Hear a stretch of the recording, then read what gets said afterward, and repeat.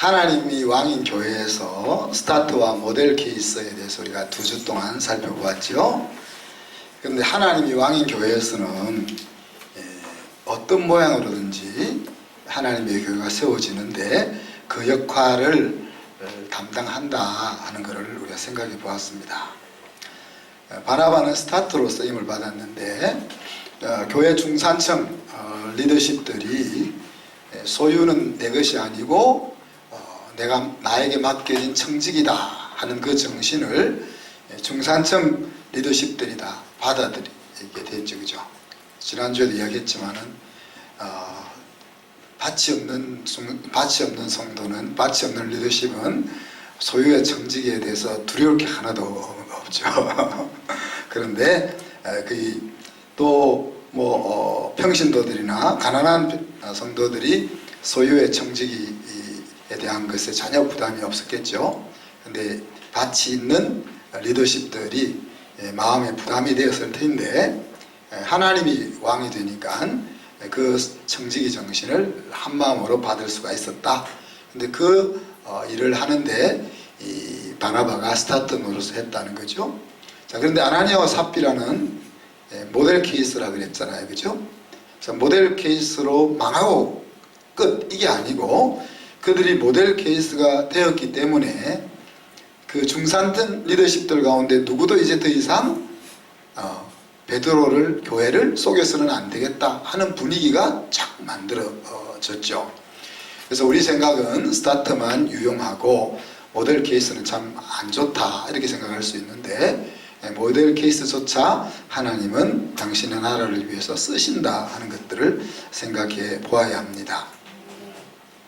그러면서 우리가 참 그동안 아나니아를 우리가 좀 이렇게 평가절하를 했었는데 아나니아의 신앙에 대해서 우리가 다시 한번 생각해 봤죠.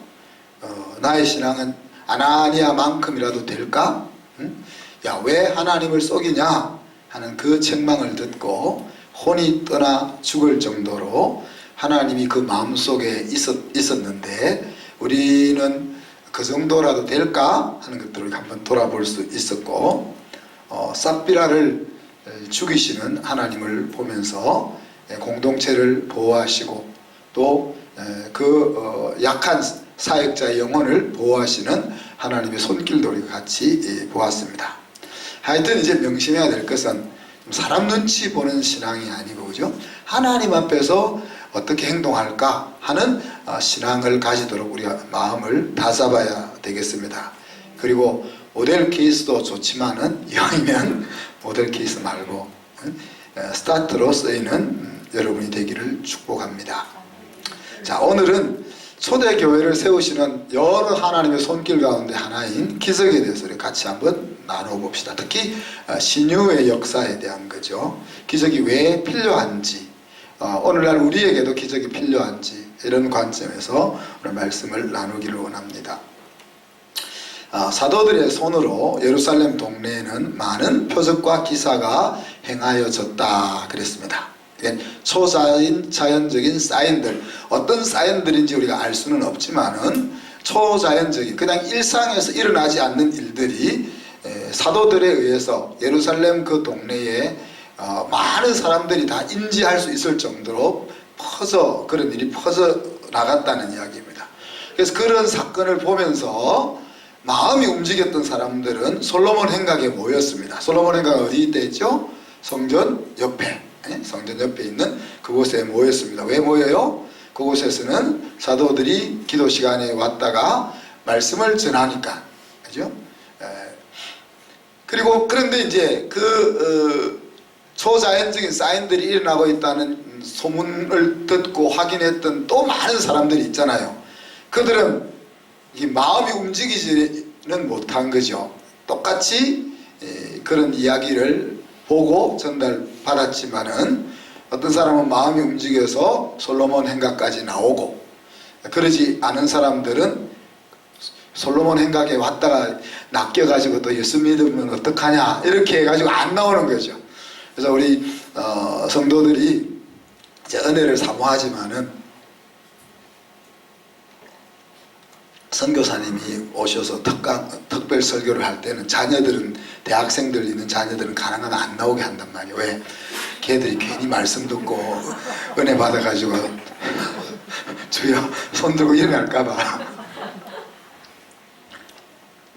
여러분, 그런 아이들이 없어서 아직 자신만만한데.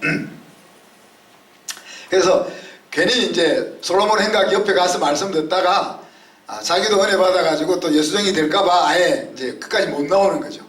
그렇지만 이제 그 예루살렘 동네 분위기는 뭐예요?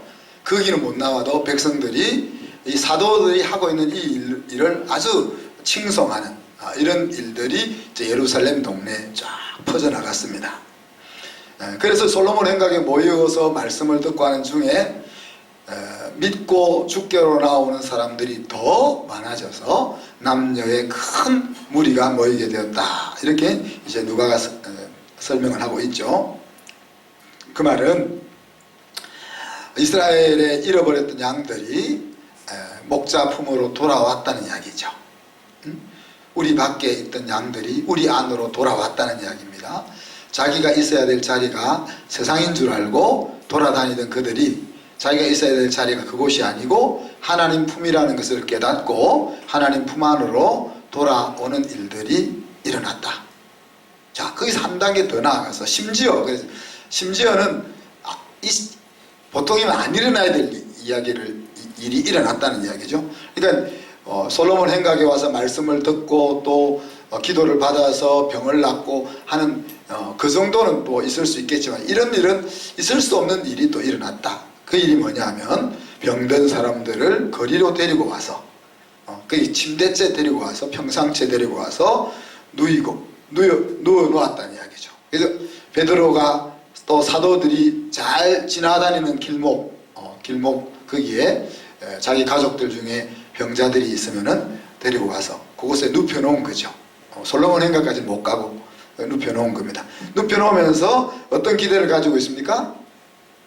사도들이, 베드로가 지나가다가 이렇게 가다 보면 그림자라도 자기 친척, 아픈 친척한테 딱 그림자가 딱 닿으면은 혹시나 나을까 하는 이런 허무맹랑한 기대를 가지고 심지어 사도행전 뒤에 가보면 바울의 손수건이라도 어떻게 주워 보려고, 코 닦고 버린 손수건이라도 주워 보려고 그랬다, 그런 이야기가 나오잖아요.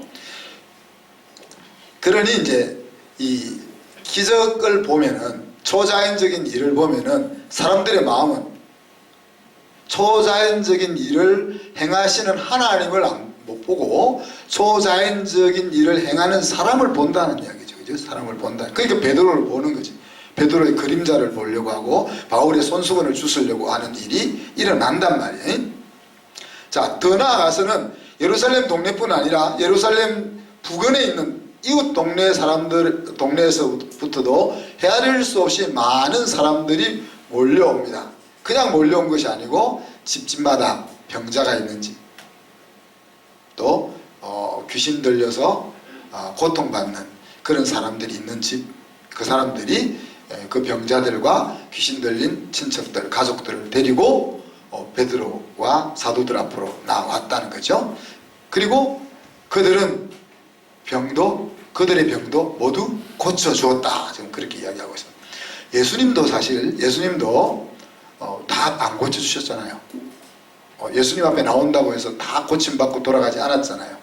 근데 예수님이 한 말이 사실인지, 너희들이 나중에는 내가 하는 일보다 더 큰 일도 하게 될 거다, 그랬는데 예수님도 그 사람이 믿음이 없어서 못 고쳤든지 아니면은 시간이 없어서 못 고쳤든지 또 고칠 이유가 없어서 안 고쳤든지 하여튼 모두 고쳐주지는 않았는데, 이 사도들은 이웃 동네에서 오는 사람까지 다 고쳐서 보냈다. 이렇게 이제 누가가 그 당시의 교회의 모습을 우리에게 소개하고 있습니다.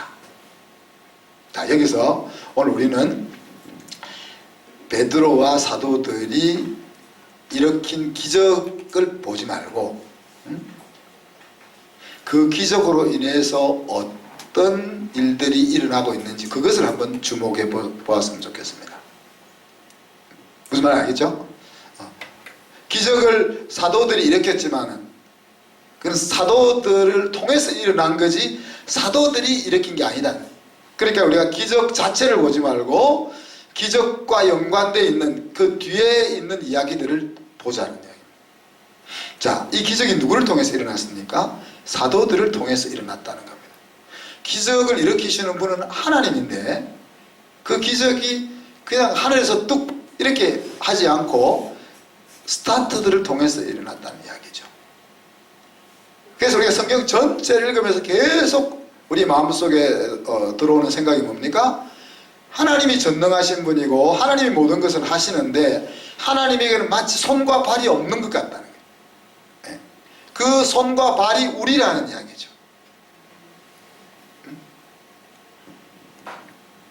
두 번째는 보통 우리가 지금 누구를 위해서 기도합니까? 우리 존 쌤의 어머니를 위해서 기도하고 우리 준수 형제를 위해서 기도하죠. 아무 모르는 죽전 2동에 있는 죽전 1동에 있는 환자를 위해서 우리 기도 안 하잖아요. 자, 그런데 오늘 기적은 어디에서 일어났습니까? 예루살렘 교회 성도들에게 일어난 것이 아니고 예루살렘 동네 마을 사람들에게 일어났습니다. 그러면 예루살렘 교회에서 기적이 안 일어났다는 하나님이 예루살렘 교회 성도들에게는 초자연적인 일을 안 하신다는 거 아니죠? 하셨겠죠? 근데 오늘 이제 이 사건의 이야기는 거기에 대한 것은 언급을 안 하고 예루살렘 동네에 살고 있는 하나님을 모르는 사람들에게 일어난 기적을 이야기하고 있습니다. 그 말은 이 기적에 대한 포커스가 어디 있는지 아는 것들을 우리에게 보여주는 거죠. 이 사건을 통해서 교회에 있던 사람들이 아니고 교회 밖에 있던 사람들의 마음속에 뭐가 생깁니까? 믿음이 생기고 예수님 앞으로 나아오는 일들이 일어난 겁니다. 우리 밖의 양들을 위해서 기적이 일어났단 말이에요. 하나님 믿는 성도들을 위해서 기적을 베푼 게 아니고 우리 밖에서 방황하고 있는 그 영혼들을 향하여서 기적이 일어났다는 이야기입니다.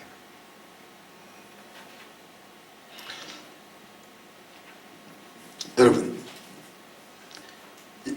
신앙이라는 것이 반이성적인 것은 아니죠. 우리가 사회에서 막 광적으로 믿는 사람들을 좀 이상하게, 우리도 이상하게 생각해요. 우리 같은 믿는 사람이지만 이상하게 생각되잖아요. 우리 철민 사람 여기서 막 찬양하면 처음 온 사람들 이상하게 생각하잖아요. 저도 이상하게 생각하면서도 야, 귀하다. 왜? 야, 어떻게 저 나이 든 사람이 또 몸무게는 가벼워요? 반짝반짝 뛰면서 저렇게 하나님 앞에 순진하게 찬양하냐? 그래서 좀 귀하기도 하면서 또 이상하기도 하단 말이야. 그래서 제가 이상하게 생각하지 말라고 앉아서 찬양해도 되고 일어서서 찬양해도 되고 자기 속에 오른 대로 일어나서 찬양하는 사람, 앉아있는 사람 비난할 거 없고 앉아있는 사람 왜 난리치고 일어나냐 이야기할 거 없고 춤추는 사람 보고 쟤는 뭘 별나서 춤추냐 이런 이야기할 거 없다. 자기 마음에 감동이 되는 대로 하나님 앞에서 뭐 이야기하다 지금 엉뚱하고 있어요. 신앙이라는 것이 반이성적인 것은 아닌데 여러분이 다 이성적으로 신앙에 들어왔는지를 묻고 싶어요. 얼마든지 우리 성경에 나와 있는 하나님의 진리들을 이성적으로 차곡차곡 이해할 수 있고 납득할 만하게 우리가 설명할 수 있겠지만 그 설명이 논리 정연하고 여러분을 감동시키고 설득해가지고 내가 하나님을 내 인생의 주인으로 받아들이겠습니다. 이렇게 나와지지 않는다는 이야기입니다. 사람마다 다 방향과 모습은 다르지만 그 이성을 뛰어넘는 초이성적인 역사가 있어서 믿음의 자리로 우리가 나아온다는 이야기입니다. 그러니 우리 밖의 양들이 하나님 품으로 돌아오려고 할 때 하나님 품으로 돌아오려고 할 때, 야, 예수 믿어가 손해볼 건 뭐 있냐? 그럼 와! 이런다고 와지지 않는다는 이야기지. 예수 믿으면 이런 것이 좋아. 예수 믿으면 이런 인생의 보람을 찾을 수가 있어. 하나님 우리를 얼마나 보살피고 인도하시고, 그런다고 해서 그래, 그래? 나도 한번 가보자. 이렇게 안 된다는 이야기죠. 그러니 오늘 기적이 예루살렘 교회 성도들을 향하여 이루어진 것이 아니라 바깥에 있는 마을 사람들을 향하여 일어난 이유이기도 하다는 이야기죠. 그래도 아까 못 들어온 사람이 있댔잖아요. 그렇게 경험을 해도 엮일까봐 근처에도 안 오는 사람들이 있다 했잖아요. 그러니 어찌 기적이 필요 안 하겠냐는 이야기입니다. 세 번째는 그것을 보고도 엮일까봐 믿음으로 나아오지 못하는 사람들이 있더라 하는 이야기죠. 그렇지만 그들이 예수 믿는 건 엉망이야, 못됐어, 이렇게 이야기하는 것이 아니고 자기는 말은 못 드리지만은 그래도 예수 믿는 사람들, 사도들을 칭송했다, 그렇게 이야기하죠. 여기서 우리는 믿음이라는 것이 모든 사람의 것이 아니다 하는 말씀을 떠올리게 됩니다. 이제 환자 신방을 하다 보면 돌아가시기 얼마 전 분들도 우리가 신방을 하게 되잖아요. 그러면 돌아가시기 전에 꼭 우리가 구원 상담을 하잖아요. 혹시 가족 중에 아직 이제 환자가 하나님을 모르면은 마지막에라도 하나님을 믿고 가게 하기 위해서 우리가 말씀을 전한단 말이에요. 복음을 전한단 말이에요. 그리고 자녀들은 엄마나 아빠가, 할머니가 믿음의 길로 들어오도록 기도하면서 막 그렇게 애를 쓰잖아. 그러면 병상에서 이제 살 날도 얼마 안 남았는데, 그래, 네가 그렇게 소원이니까 내가 믿을게, 이럴 수 안 있겠어요, 여러분? 어떻게 생각해요? 믿음이 없어도 그래, 네가 그렇게 소원하니까 그럼 내가 믿을게, 그렇게 말할 수 있잖아요. 그런데 안 그러는 사람들이 많다는 이야기예요. 그죠? 그래, 내가 믿을게. 그 말이 입에서 안 떨어지는 사람이 많다는 이야기예요. 이 믿음이 모든 사람의 것이 아니단 말이에요. 우리는 그냥 내가 하나님을 아버지라 부르고 예수님을 주님이라 부르고 기도하고 예배드리고 하는 것이 아무것도 아닌 것 같지만 그것이 아무것이 아닌 것이 아니다는 이야기죠. 그래서 이 믿음이 하나님의 선물인데, 믿음이라는 것이 보통 우리가 살아가는 이 세상은 일하고 수고한 것을 거두는 그 원리가 적용되는 거잖아요. 심은 대로 거두는 원리가 우리 인생 가운데 적용되잖아요. 그런데 이 믿음이라는 것은 심은 대로 거두는 게 아니에요. 안 심었는데 거두는 거예요. 내가 한 공로 없이 선물로 받는 거예요. 그 믿음을 저와 여러분이 가진다는 것이 기적이다 말이에요. 기적이다. 그걸 기적이라면 여러분 기적이 생각 안 하죠? 네? 합니까? 우리 말씀을 많이 외우시는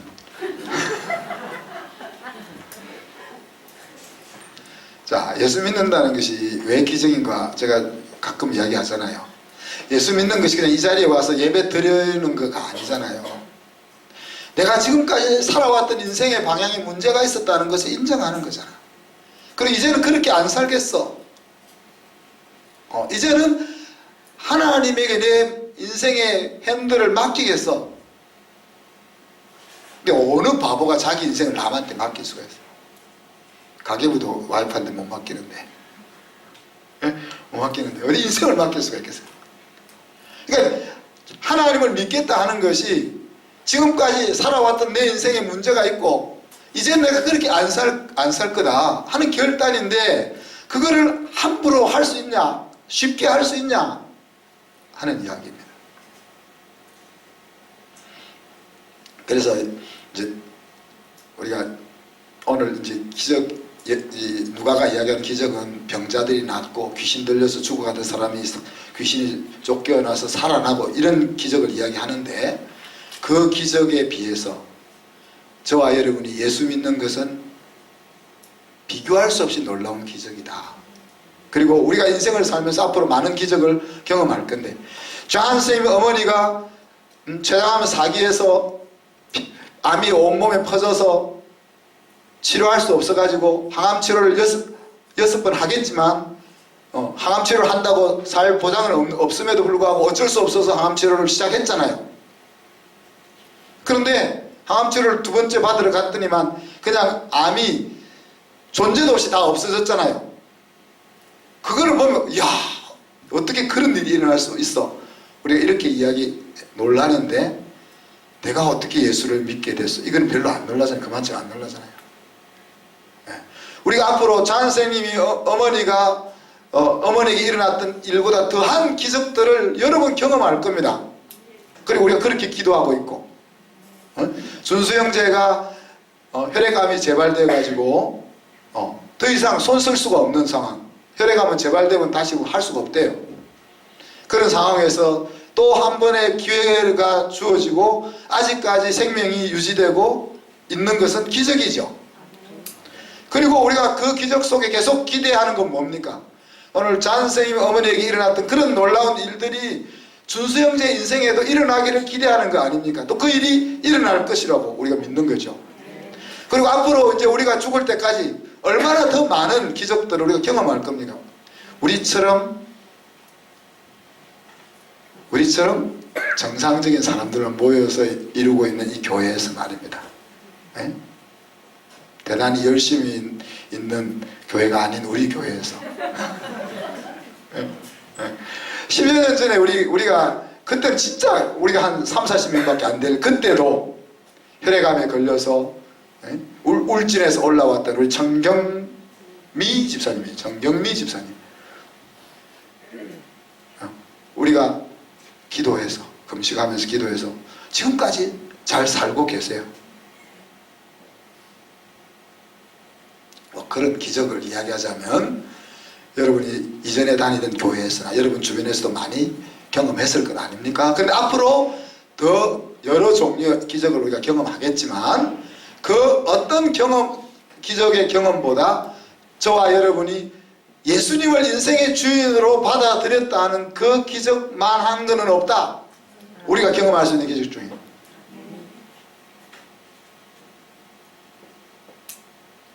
그리고 자, 엮일까봐 솔로몬 행각까지도 못 왔던 그 사람들이지만은 마을 사람들이 사도들을 칭송하고 교회를 칭송하잖아요. 그 말은 무슨 말입니까?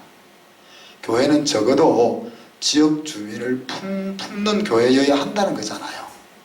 그죠? 우리 교회가 이 축전 이동의 18,300명의 모든 주민들을 예수 믿게 할 수는 없어요. 우리가 예수 믿도 못하는데 그러나 축전 이동 마을 교회여야 한다는 이야기죠. 하나님의 한성교회를 세워서 여기에 모인 성도들의 예배를 받으시고 또 우리의 신앙을 북돋아서 복음 전하는 일을 하게 하시지만 우리 한순교회는 축전 이동의 교회여야 한단 말이에요.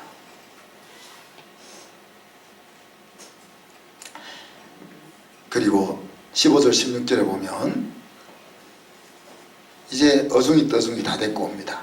심지어 병든 사람을 메고 거리에 나가 침대와 요에 누이고 베드로가 지날 때 그 그림자라도 덮일까 바라보고 예루살렘 부근에 수많은 사람들이 모여 병든 사람, 더러운 귀신에게 괴로움받는 사람 데리고 왔다 그랬잖아요.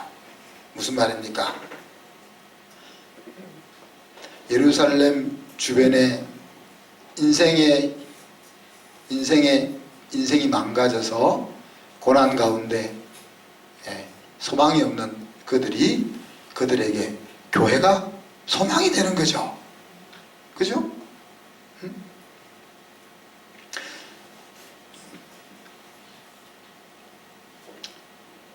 이 기적의 역사들이 사도들을 따르게 만드는 것이 아니고 예수님의 사람으로 나아가게 하고 있는 그런 모습을 우리가 보는 겁니다. 병 고치는 것, 귀신 들린 것 자를 낫게 하는 이것 자체가 교회가 세워진 목적은 아니겠죠.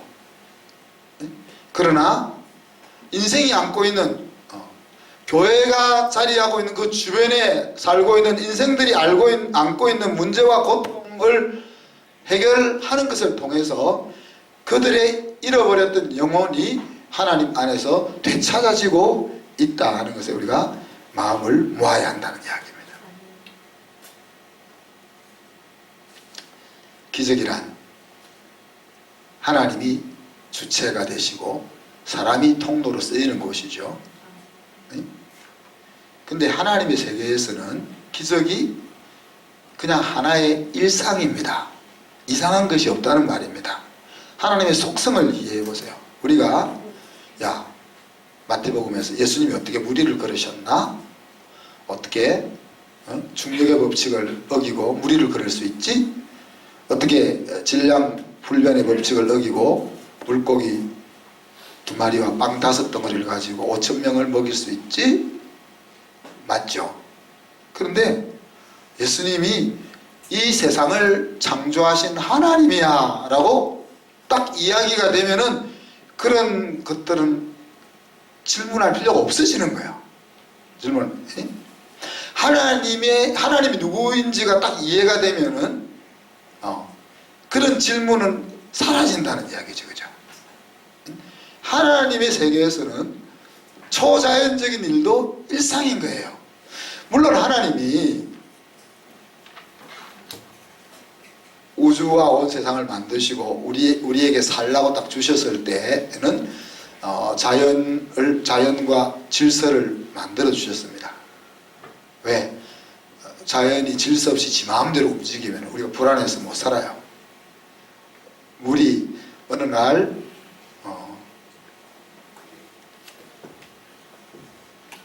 해변에서 한 100m까지 쫙 빠져가 있다가 한 2달 지나니까 도시 한가운데 한 300m까지 들어오고 다음 달에는 500m까지 들어오고 이렇게 지 마음대로 움직이면은 어떻게 살 수가 있겠어요, 우리가. 그래서 거주의 경계를 정하고 그런 표현을 쓰죠. 물이 막 밀물 때 밀려서 막 덮칠 것 같지만 어느 지점까지 여기까지 딱 가면 더 이상 여기서 까불어도 된다는 거. 여기까지 요 이상 안 온단 말이지. 그렇게 이야기 하셨잖아요. 그죠? 응? 그래서 우리가 살아가는 세상 속에서 우리가 마음을 평안하게 살려면 질서가 있어야 되는 거야. 그래서 질서 속에 우리를 집어넣고 질서가 운행되는 가운데 우리가 살아갈 수 있도록 한 건데, 자, 하나님은 질서 밖에서 있는 분이잖아. 응? 하나님 질서 밖에 있는 분이니까 초자연도 온 우주 만물을 다스리는 또 하나의 하나님의 질서인 거예요. 우리가 사는 세상의 질서는 자연 법칙이지만은 하나님이 다스리는 세계에는 자연 법칙과 초자연이 또 하나의 질서단 말이야.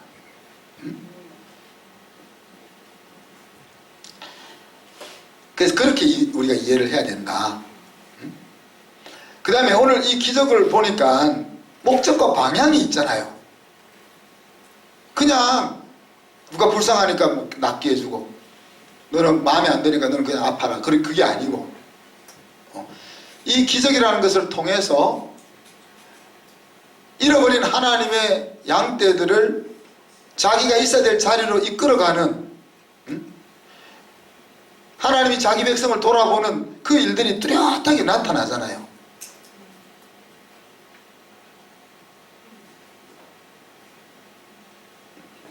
그리고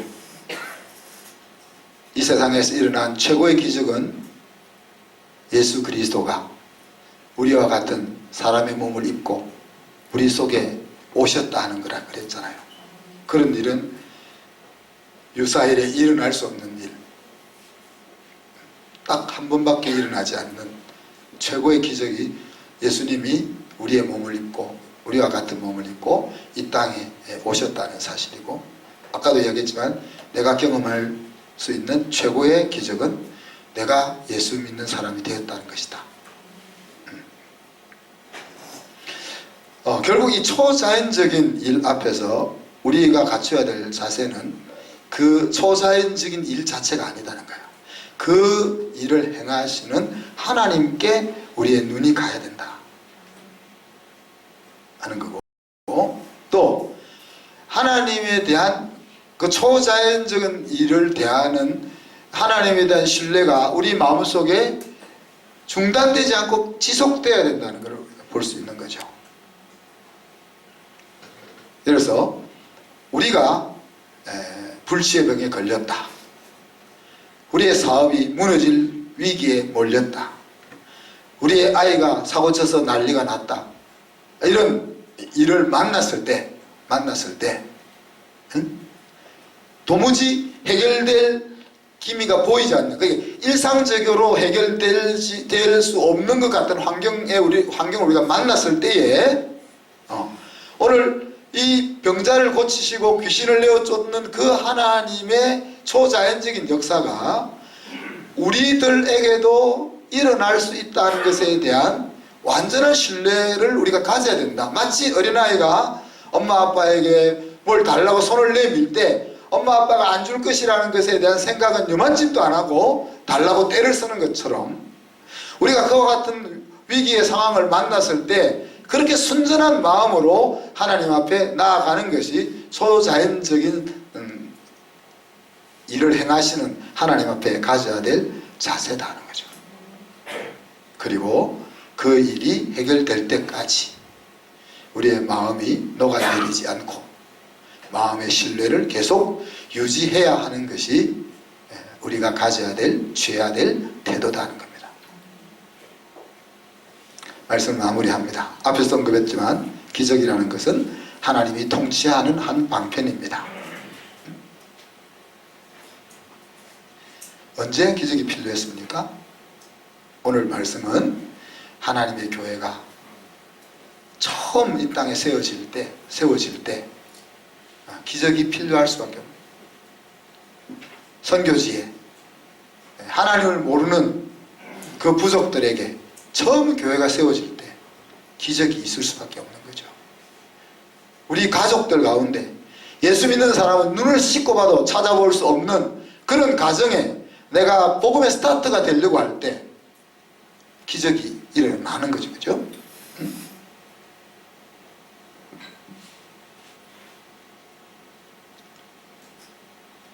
자, 그러면 이 초대교회 사도들을 통해서 일어났던 기적이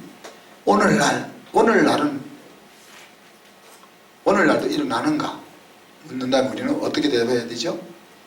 Yes, 그렇다.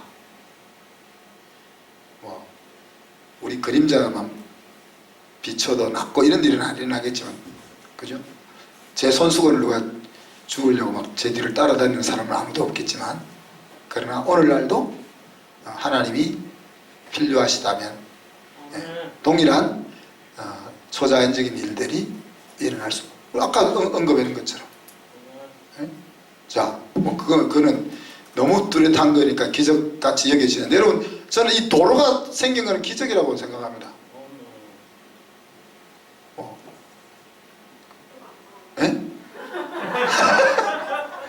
다 예를 들어 구청장이 와서 야 도로 좀 놔줘라, 계장이 검토했는데 안 됩니다. 그 구청장 바뀔 때마다 지금 우리가 이게 학교가 교회가 세워지고 구청장이 한 7, 8번 바뀌었거든요. 그때마다 이제 우리가 만나면 이야기를 합니다. 여기 도로가 있어야 된다.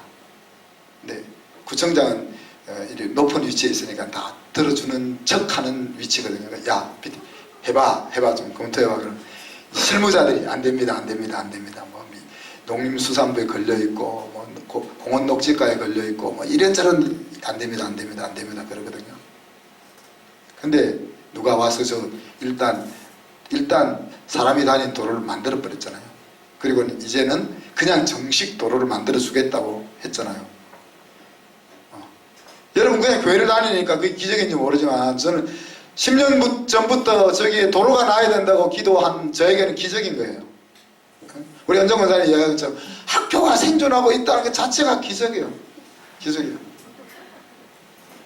우리가 학교 저쪽 본관 건물을 우리가 빚이 있으니까 헌당은 못하고 이제 입당할 때 우리가 그렇게 기도했어요. 기도를 잘했어야 되는데 정말 기도를 잘한 것 같아요. 하나님, 우리가 하나님의 뜻대로 아니면은 망하게 해주십시오. 그렇게 기도를 했단 말이에요. 그러니까 안 망하고 있으니까 하나님이 기뻐한다는 게 우리. 교회가 제가 개척교회를 잘할 수 있는 스타일인 줄 알고 개척을 했는데 개척하고 나서 보니까 저는 정말 개척할 스타일이 아니라는 것을 알았거든요. 우리 이제 그 개척교회 목사님들과 한 달에 한 번씩 모이는데 그곳에 이제 우리 한 10년 후배 목사님 계신데 그분이 이제 신령하다 예언하신다는 분을 만났더니만 당신은 목회자로서 소명이 없는데 이왕 이제 목사가 됐으니까 그 잘 해봐라 그러더래.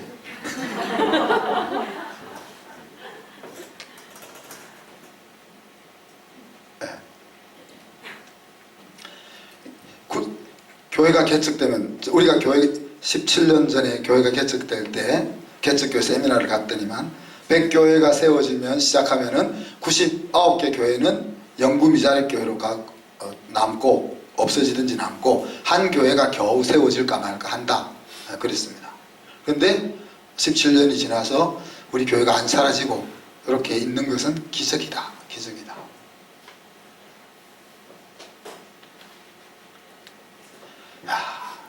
개척 스타일이 아닌 제가 개척을 하겠다고 어떻게 그렇게 무모한 짓을 하게 되는지 참.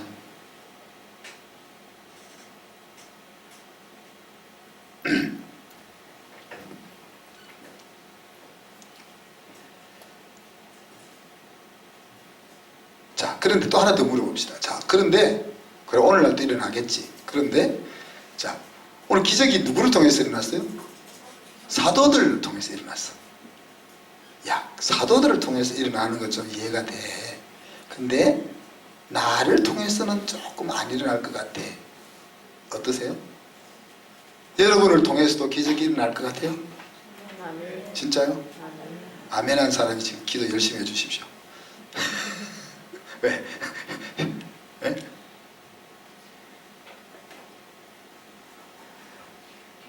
우리가 조금 제가 계속 이야기하는 것이 수를 너가 더 멀리까지 보느냐 그것이 인생에 있어서 중요하다. 사업에 있어서도 중요하고 목회에 있어서도 중요하고 인간관계에 있어서도 중요하다. 한 수를 더 보느냐 못 보느냐 하는 것이 굉장히 중요하다 그러잖아요.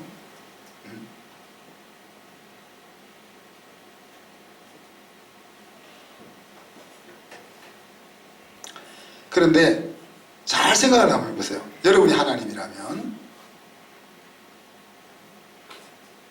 믿음이 튼실하고 실력이 있는 사람이 기도하는 것을 잘 들어줄 거예요? 아니면 이제 막 믿음 생활을 시작해서 믿음도 잘 없고 신앙심도 부족한 사람의 기도를 잘 들어줄 거예요? 여러분이 하나님이라면.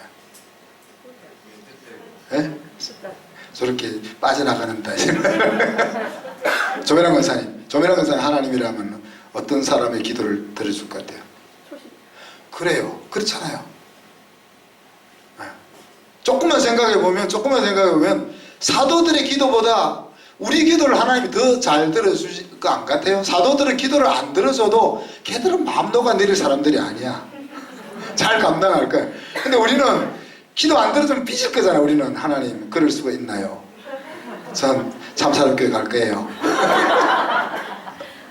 그러니 우리가 조금만 우리가 하나님 수를 더 읽어보면 사도들에게 통해서 기적이 일어났다면 우리를 통해서는 더 일어날 수 있다.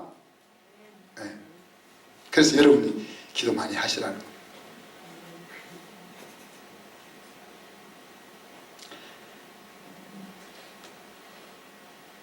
기적이 필요한 곳이 우리 주변에 널려 있습니다. 여러분, 망가진 가정들이 얼마나 많습니까? 그죠?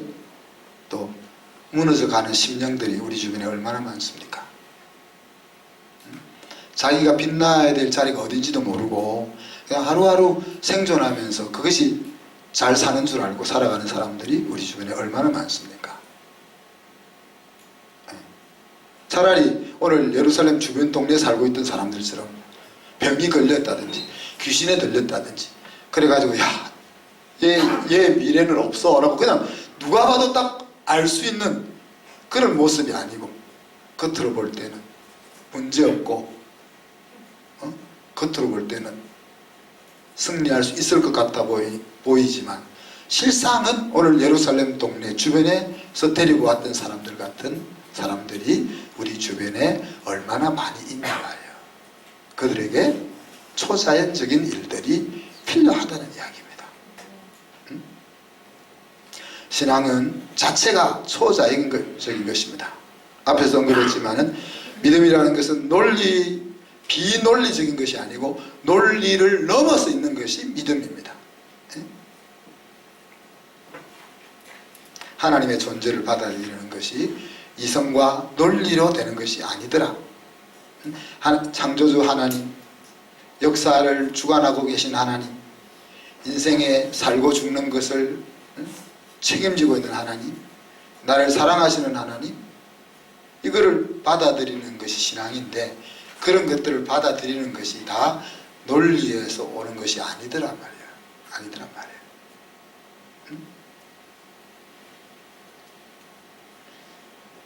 기적은 하나님이 자기의 때에 자기가 주권적으로 일으키십니다. 그런데 우리를 통해서 일으키시죠.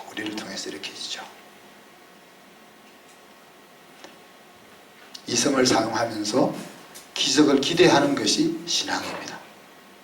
마치 내가 계획하고 내가 수고하지만은 하나님께 맡겨야 되는 것처럼, 내가 물 주지만은 내가 씨를 뿌리지만은 자라게 하는 분은 하나님인 것처럼 하나님이 기적을 일으키지만은 나의 손과 발을 통해서 일으키신다는 거죠.